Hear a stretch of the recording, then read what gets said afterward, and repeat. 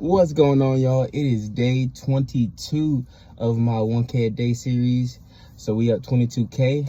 Just for reference, that's me treating every single day as if I got paid $1,000 to live it until day 1,000. So today is Saturday. Just got done with my acceleration day on the track. Really happy to get that done and out of the way. It's freezing cold outside. The wind chill is like 28 degrees. It was about 34 degrees this morning. But I had like this on, so my ears are warm and everything, and I had some gloves on as well. And I had the hood up, and I got a turtleneck under here, so it stayed warm through it. But it was nice. Did my normal warm up. Did 3x20 meter ankling drills. Also did what else? So like I saw a drill from some coach a couple weeks ago, and I wanted to give it a shot. And it was front side mechanic drill. So what that is like 20 meters, making a U shape with your hand, and like making sure you're picking your knees up and everything, putting your feet down, but looking through that U. And that just forces front side mechanics. So I really like that drill. I think I'm gonna keep it. Did that. Also did some. So I grabbed like a hurdle and I put it upside down. So like I flipped it upside down and grabbed like the bar part of the hurdle. And in my block setup, what I did was it was like hip projection. So I was in my like block stance pretty much, feet in the blocks, but hands on the hurdle. And the hurdle set up like probably like 5 inches in front, or not even 5, maybe like 3 inches in front of where the starting line is, of like right in front of my block setup. And I have my hands on that, and I just do like a hip projection, shoot the back foot up, right? So I just like hip project, push off the back foot, then put it back, and do that 10 times. And then I actually switch stance, because I don't know yet, man. I think funny enough, it feels like I'm like naturally left-handed in a lot of things. So I don't know like if I should do the blocks out of the left, from the left foot, since I've been like forcing like right-handedness like basically my entire life. That right leg is stronger, but that left leg back for me is more coordinated and it's faster. So since I'm starting from like a beginner stance or beginner, I think I might just keep doing both for right now. Cause I remember I saw something about Su Bingtan, Chinese sprinter. He actually ended up switching his stance like middle of his career.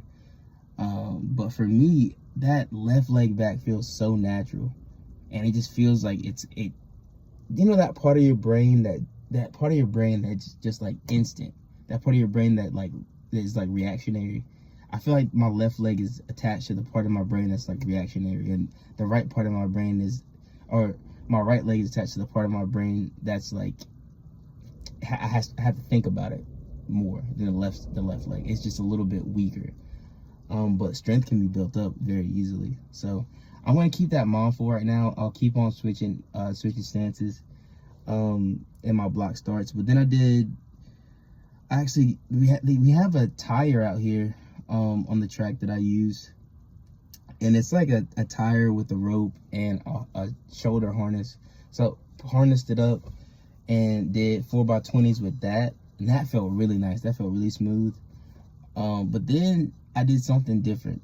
I went to TikTok, because I brought my speaker out there, which is nice. And I went to TikTok, and I noticed this, right? And I'll always do this a lot. I always remember things in the middle of what I'm saying.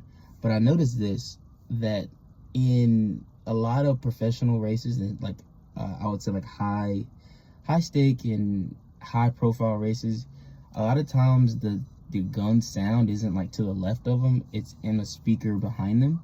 So I just put the speaker behind me to mimic that.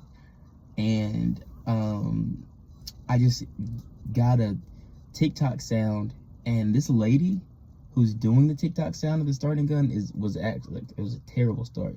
Her set, like her shooting gun from set was like no weight at all. So like it definitely caught the runners off guard, which for me is good to practice, because like I want to practice like being able to do it quickly.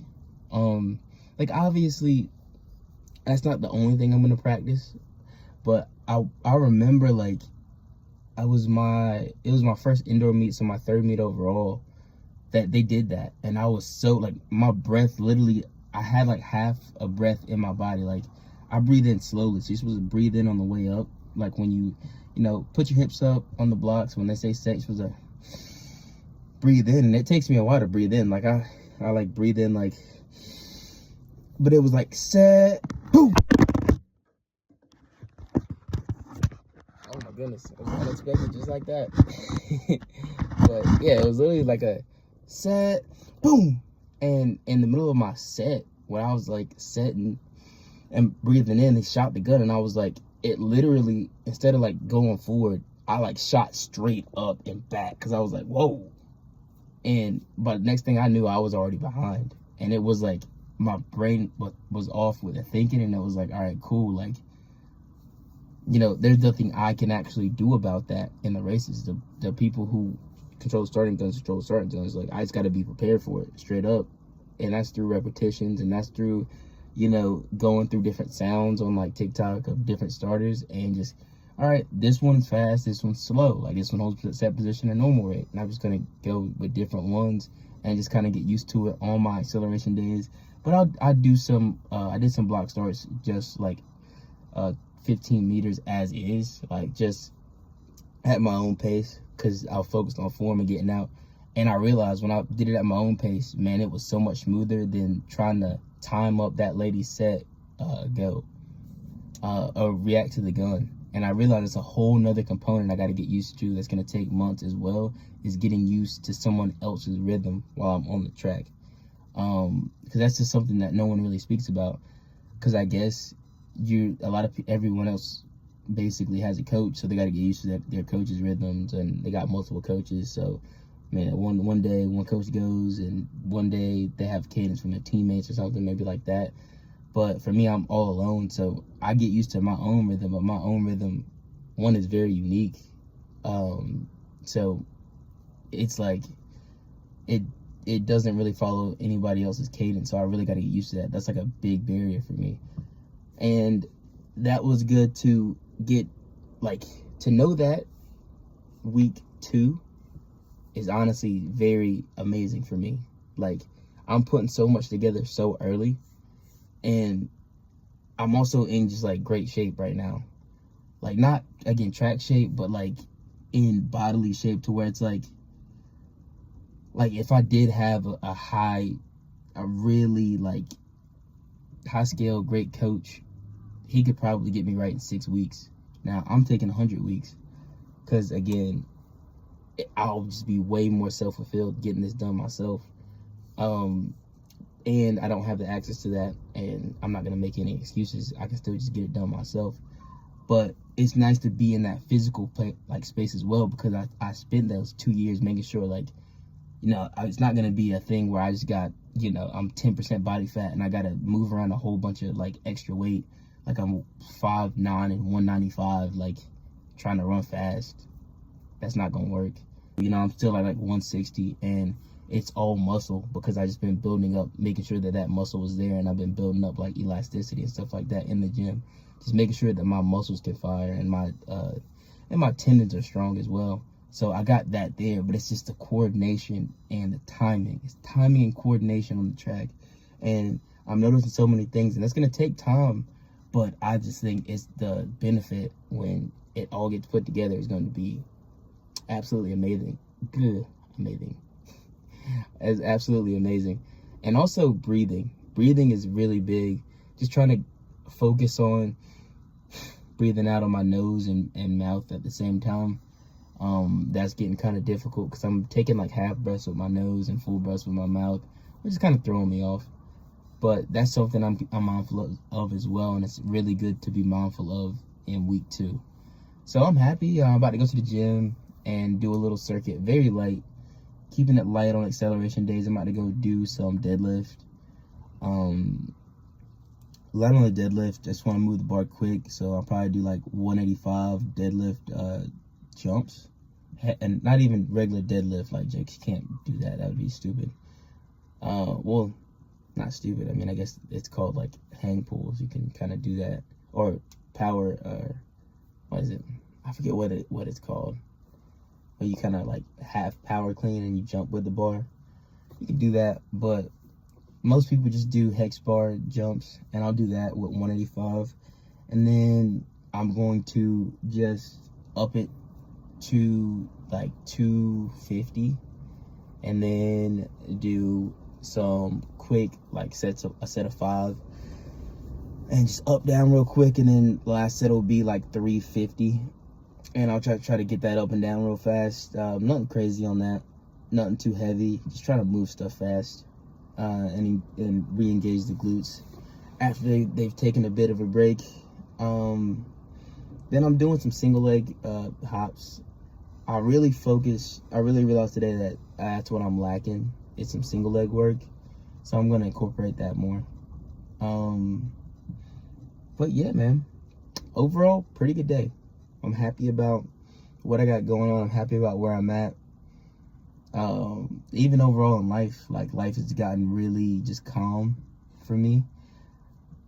Work has given me a set schedule like I can expect, because dude, when you don't know, like when you are on a schedule and you like 1 week you work 3 days a week, and 1 week you work 5 days, and 1 week you don't work at all, it's like, dude, like I don't know how my money's coming in, when it's coming in. That adds so much cortisol to your daggone system, bro.